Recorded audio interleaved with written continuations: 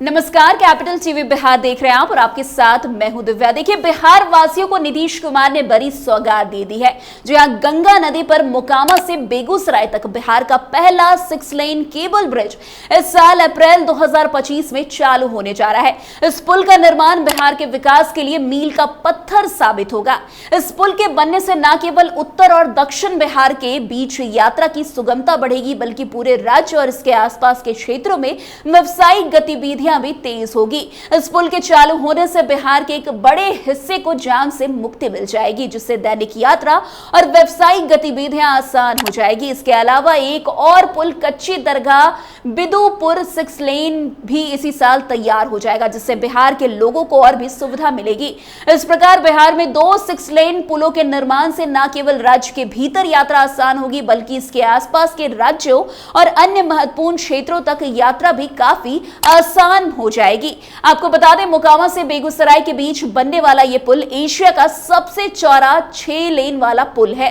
इस पुल की कुल लंबाई लगभग 8.1 किलोमीटर है, जिसमें मुख्य पुल की लंबाई 1.86 किलोमीटर है।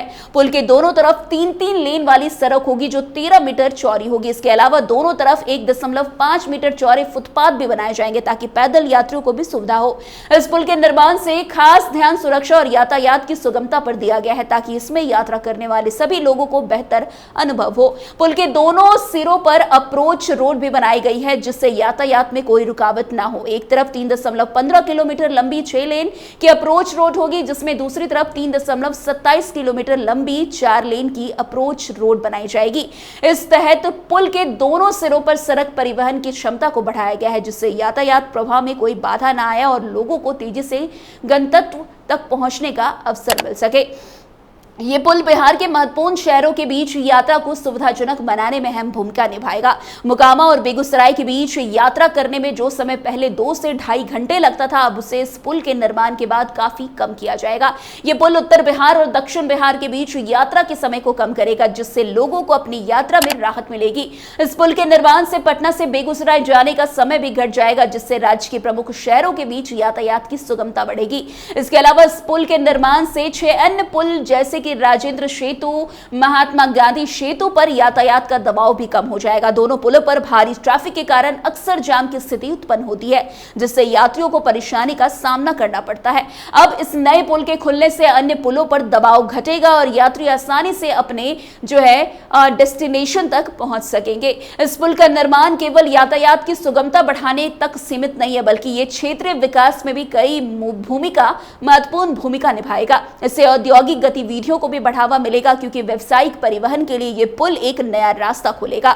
गंगा नदी के दोनों किनारों के बीच व्यापार और माल वहन में सुगमता आएगी, जिससे उद्योगों और व्यवसायों को बढ़ावा मिलेगा। इससे रोजगार के नए अवसर उत्पन्न होंगे, जो स्थानीय अर्थव्यवस्था को और मजबूती देने का काम करेगा।